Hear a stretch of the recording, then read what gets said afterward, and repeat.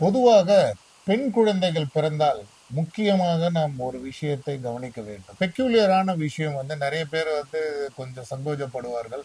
என்ன இது வந்து இப்படி இருக்குதுன்னு. நார்மலாக இப்போ நடைபெறும் பிரசவங்களுக்கு வந்து உங்களுக்கு அவங்க ஸ்கிரீனிங் பண்ணி குழந்தைகளுக்கு ஏதாவது ப்ராப்ளம் இருக்கான்னு சொல்லுவார்கள். இது தவிர்த்து ஒரு பெண் குழந்தைகளுக்கு என்னன்னா அவங்களோட பிறப்புறுப்பு கம்ப்ளீட்டாவே மூடி இருக்கும்.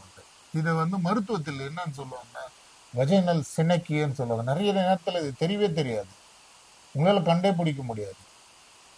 அது நாட்கள் ஆக ஆக தான் குழந்தை வந்து யூரின் போறதுக்கு சிரமப்படும் பொழுதும், யூரின் போகும்போது ஒரு பல்ஜ் அவுட் ஆகும் போதும் வந்து நோட்டீஸ் பண்ணுவாங்க பேரண்ட்ஸ் வந்து, என்ன குழந்தை வந்து யூரின் போறதுக்கு நார்மல் மாதிரியே மற்ற குழந்தைங்க மாதிரி போகலையே அப்படின்னு. ஜஸ்ட் இது என்னன்னு பாத்தீங்கன்னா அந்த பிறப்புறுப்பு இடமெல்லாம் பாத்தீங்கன்னா என்டையரா ஒரு ஸ்கின் ஃபோல்டு வந்து அப்படியே கவர் ஆயிட்டு இருக்கும். கவர் ஆயிட்டு இருக்கு, நமக்கு நோட்டிஸ்ஃபை பண்ணி இருக்க மாட்டாங்க. கீழே சின்ன ஒரு துவாரம் வழியாக யூரின் மட்டும் போயிட்டே இருக்கும்.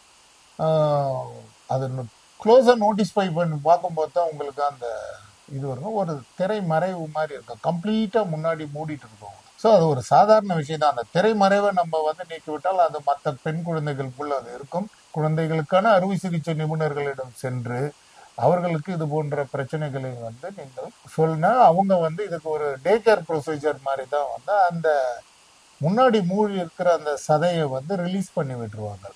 ரிலீஸ் பண்ணி விட்டாலே போகுதும், அந்த குழந்தை வந்து நல்ல நார்மல் ஆரோக்கியமான குழந்தை போல வந்து எப்பவும் போல வந்து மற்ற பெண் குழந்தைகள் போலவே அதுவும் மற்ற எல்லா அதனுடைய ஆக்டிவிட்டீஸ்களும் எல்லாமே நார்மலா இருக்கும். நன்றி.